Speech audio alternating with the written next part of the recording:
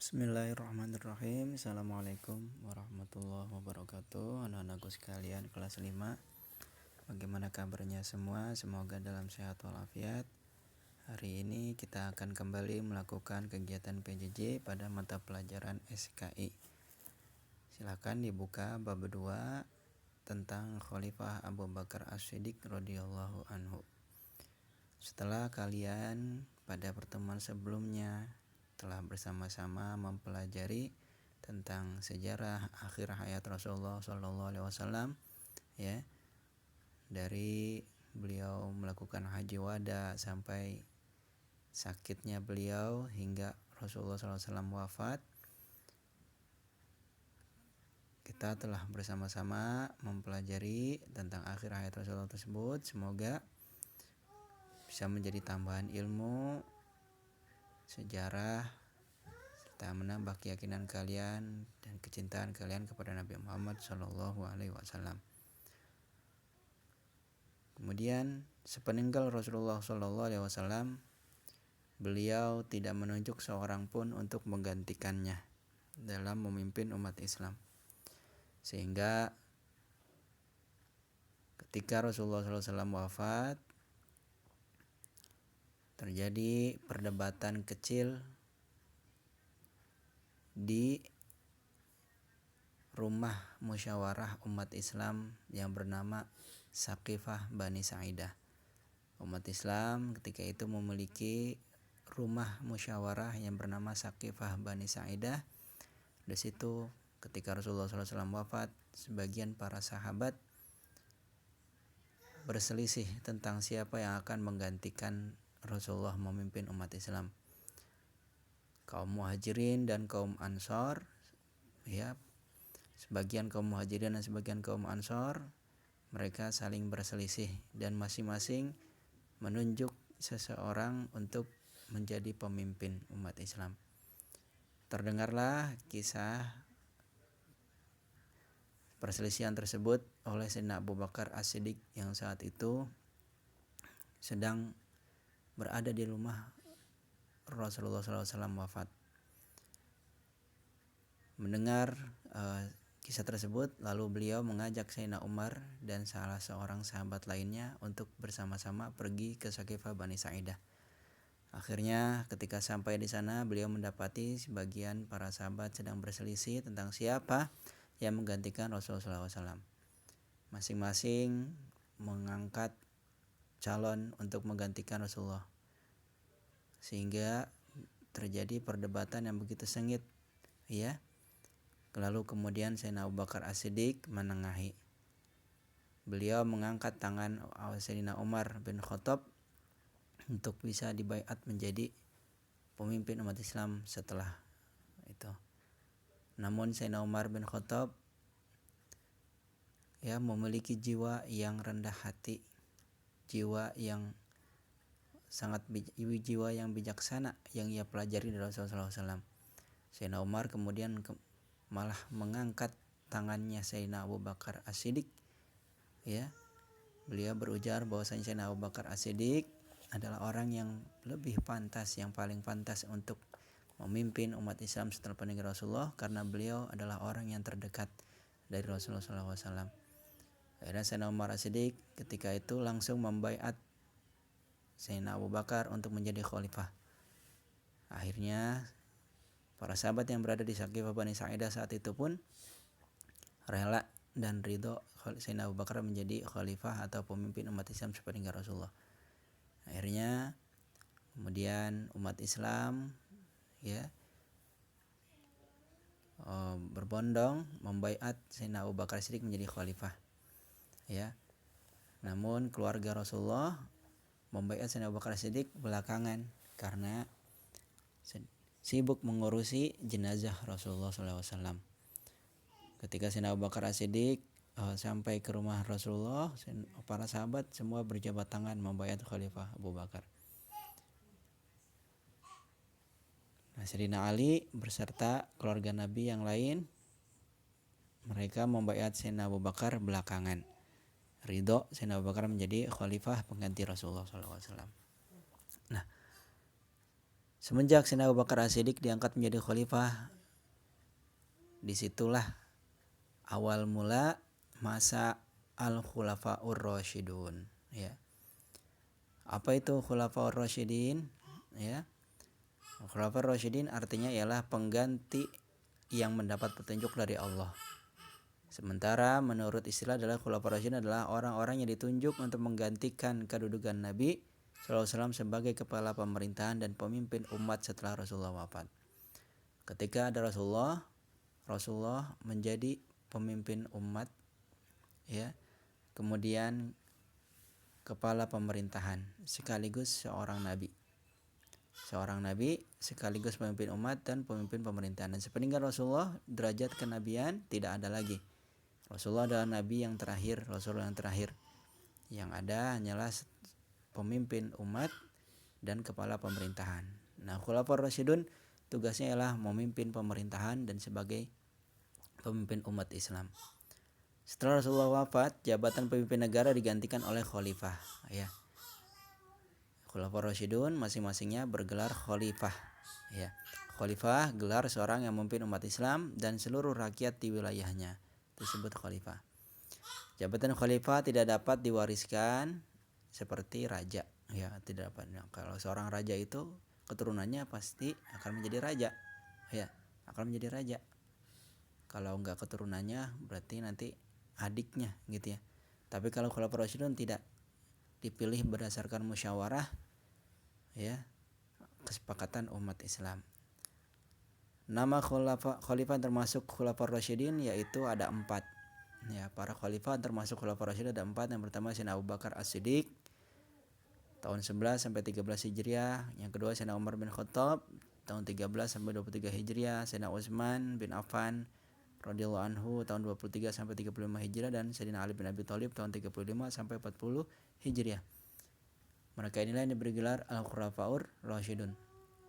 Nah, setelah masa Khulafaur Rasyidin, kemudian timbullah masa kerajaan, itu ya, atau kesultanan atau dinasti. Ya, mulai dinasti Umayyah dan seterusnya. Nah, di kelas 5 ini kita akan membahas tentang Al-Khulafaur Rasyidun. Yang pertama yaitu Sayyidina Abu Bakar As-Siddiq dan Sayyidina Umar bin Khattab. Siapakah, bagaimanakah riwayat dan sejarah Sayyidina Abu Bakar As-Siddiq? Yang pertama, riwayat hidup dan silsilah Abu Bakar As-Siddiq. Sayyidina Abu Bakar As-Siddiq adalah seorang sahabat Rasulullah yang banyak sekali jasanya bagi perkembangan agama Islam semenjak awal. Banyak para budak-budak yang beliau merdekakan, ya, budak-budak yang masuk Islam dimerdekakan oleh Sayyidina Abu Bakar As-Siddiq, ya. Dan banyak juga para sahabat yang masuk Islam atas ajakan Sayyidina Abu Bakar As-Siddiq. Sayyidina Abu Bakar As-Siddiq lahir di kota Mekah tahun 573 Masehi. 2 tahun setelah Rasulullah lahirlah Sayyidina Abu Bakar As-Siddiq. Nama aslinya adalah Abdul Ka'bah. Ayahnya bernama Abu Quhafah bin Amir. Ibunya bernama Ummu Khair Salma binti Sakhr bin Amir. Ayah dan ibunya berasal dari suku Quraisy dari Bani Taim. Ya.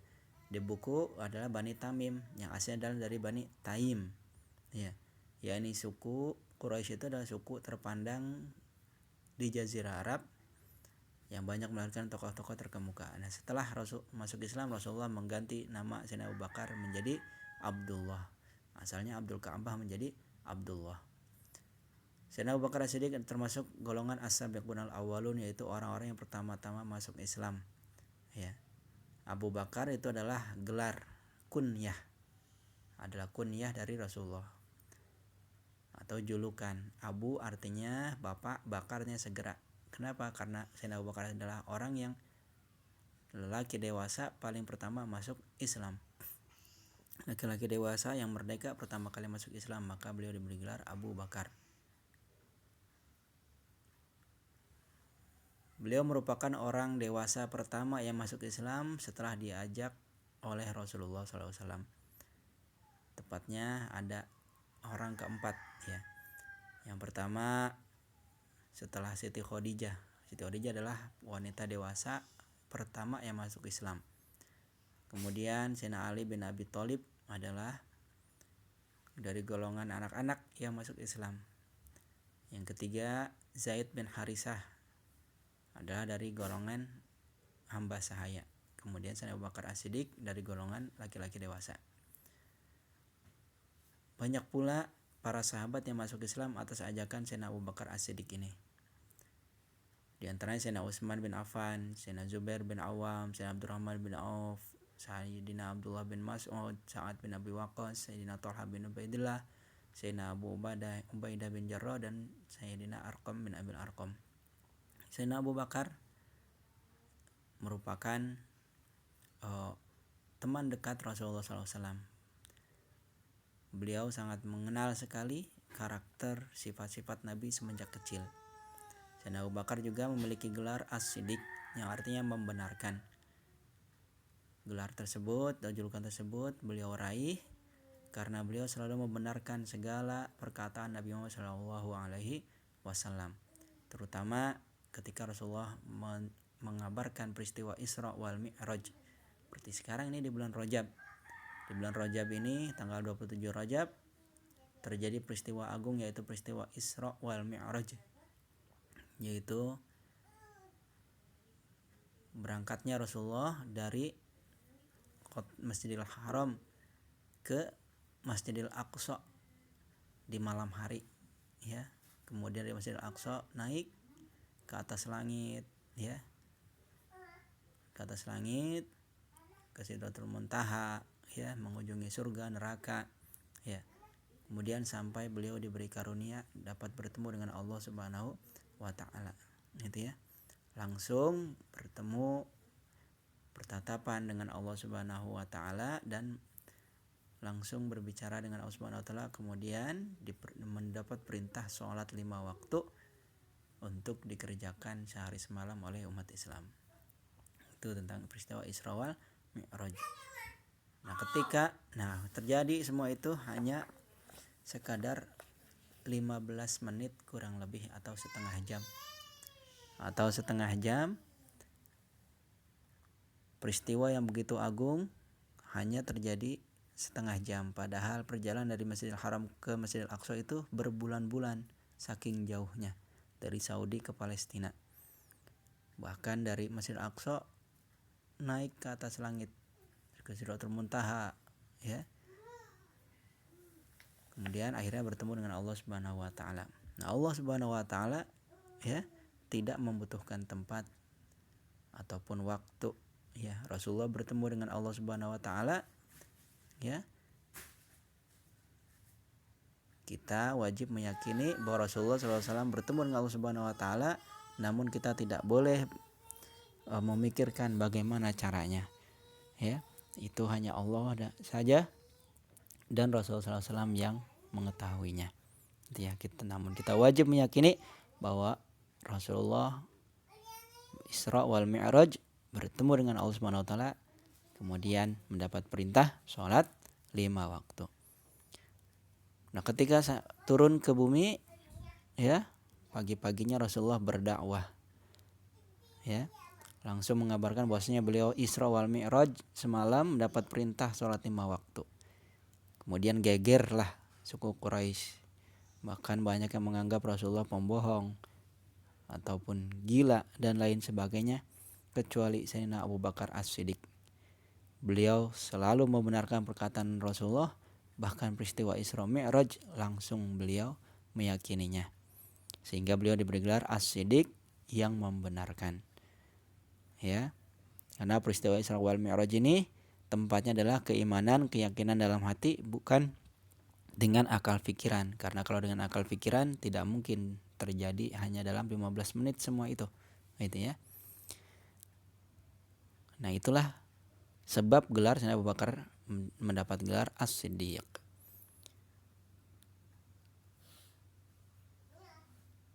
Beliau Sayyidina Abu Bakar As-Siddiq sudah bersahabat dengan Rasulullah semenjak kecil, sama-sama membenci minuman keras dan berhala. Oleh karena itu Sayyidina Abu Bakar segera menerima dan menyambut ajakan Rasulullah memeluk Islam. Sayyidina Abu Bakar adalah orang yang paling dekat dengan Rasulullah, Ia selalu mendampingi Rasulullah dalam berdakwah. Paling sering mendapat kepercayaan dari Rasulullah. Bahkan ketika Rasulullah SAW sakit, beliau mempercayakan Sayyidina Abu Bakar untuk menjadi imam sholat menggantikan Rasulullah SAW. Dan inilah ya yang menjadi isyarat bahwasanya sepeninggal Rasulullah hendaknya Sayyidina Abu Bakar yang menjadi khalifah, gitu ya. Dengan isyarat Rasulullah bahwasanya Sayyidina Abu Bakar menjadi imam ketika Rasulullah sakit. Dan juga Rasulullah menikahi putri Sayyidina Abu Bakar yang bernama Siti Aisyah atas perintah Allah. Malaikat Jibril turun ke bumi ya, membawa gambar dari sorga ya, foto dari sorga langsung dilihat, diberi lihat kepada Nabi Muhammad bahwasanya ini adalah calon istri engkau yang langsung dari Allah Subhanahu wa taala. Ternyata gambar tersebut adalah Siti Aisyah radhiyallahu anha. Yang kedua, kepribadian Sayyidina Abu Bakar As-Siddiq. Sayyidina Abu Bakar terkenal sebagai orang yang berbudi luhur, rendah hati, dermawan, ikhlas, pemberani dan pandai berbicara di depan umum. Sifat-sifat yang terpuji semenjak kecil sudah dimiliki oleh Sayyidina Abu Bakar As-Siddiq. Sayyidina Abu Bakar memiliki awak yang kecil, badannya kecil, ya, tidak besar, ya. Di sini disebut kurus, ya. Yang lebih bagusnya adalah badannya itu kecil, ya, tidak besar seperti yang lain. Sayyidina Umar badannya kekar, Sayyidina Ali kekar, tapi Sayyidina Abu Bakar As-Siddiq badannya kecil, ya. Namun beliau memiliki mata yang tajam, ya, kulit yang putih, rambut yang lebat dan kening yang lebar, menandakan beliau adalah orang yang cerdas. Kecerdasan beliau ya adalah hasil didikan Rasulullah SAW. Ia seorang yang kaya raya, dermawan, sangat menyayangi anak yatim dan fakir miskin, tetapi kehidupan beliau sederhana. Banyak memberikan hartanya untuk kepentingan dan kemajuan agama Islam. Sayyidina Abu Bakar juga memerdekakan beberapa budak yang disiksa oleh majikannya karena ketahuan masuk Islam. Di antaranya adalah Labibah, budak Bani Mu'ammal bin Habib, Abu Fukaihah, budak Sufyan bin Umayyah, Amir bin Fakhairah, budak Tufail bin Abdul dan Bilal bin Rabah, budak dari Umayyah bin Khalaf. Semua dibeli oleh Sayyidina Abu Bakar kemudian dimerdekakan di jalan Allah Subhanahu wa taala, dan Sayyidina Bilal bin Rabah menjadi muazin Rasulullah SAW. Sayyidina Abu Bakar juga seorang yang lemah lembut tetapi beliau pemberani. Ya, sebagaimana Rasulullah adalah orang yang sangat lemah lembut, bijaksana, gitu ya. Ketika masuk Islam, ia menyatakan keislamannya secara terang-terangan, tidak takut kepada orang kafir Quraisy. Ia telah masuk Islam. Sayyidina Abu Bakar orang yang pertama mengajak orang Quraisy masuk Islam secara terang-terangan, walaupun akhirnya mendapat perlawanan dari kafir Quraisy. Nah, karena kepandaian dan pengetahuan Sayyidina Abu Bakar miliki itu sangat luas, ya. Pengetahuannya, pengalamannya itu banyak. Rasulullah sering meminta pendapatnya dalam memutuskan suatu perkara. Rasulullah diperintahkan oleh Allah untuk bermusyawarah. Padahal Rasulullah tanpa musyawarah pun sudah bisa memutuskan satu perkara. Tetapi Allah memerintahkan Rasulullah bermusyawarah, mencontohkan bagi umatnya. Nah, orang yang paling sering dimintai pendapat adalah Sayyidina Abu Bakar As-Siddiq radhiyallahu anhu. Sayyidina Abu Bakar As-Siddiq juga sering dimintai pendapat oleh kaum muslimin. Beliau juga terkenal pandai berbicara di depan umum, paling mengerti tentang Al-Quran dan paling baik bacaannya, sehingga Rasulullah memberi kepercayaan kepadanya untuk menjadi imam sholat bagi sahabat yang lain dan menggantikan Rasulullah jadi imam saat beliau sakit. Nah, itu adalah tentang sejarah singkat masa kecil dan kepribadian, ya, dan sejarah awal mula Sayyidina Abu Bakar As-Siddiq masuk Islam. Nah, dari penjelasan tersebut semoga dapat menambah ilmu bagi kalian, dapat menambah mengenal Sayyidina Abu Bakar As-Siddiq radhiyallahu anhu yang termasuk Khulafaur Rasyidin. Nah, Khulafaur Rasyidin ini adalah orang-orang yang memimpin pemerintahan serta umat Islam sepeninggal atau yang menggantikan Rasulullah memimpin umat Islam dan sebagai kepala pemerintahan. Di antaranya adalah Sayyidina Abu Bakar As-Siddiq, yaitu Khalifah Rasyidin yang pertama. Nah, setelah mengikuti penjelasan dari Pak Ahmad tadi, silakan kalian kerjakan latihan 1 nomor 1 sampai 5. Silakan kerjakan dengan seksama, kemudian difotokan hasil tugasnya. Itu saja untuk PJJ hari ini. Terima kasih Pak Ahmad ucapkan buat kamu yang mengikuti PJJ dengan baik. Tetap semangat, jaga kesehatan. Assalamualaikum warahmatullahi wabarakatuh.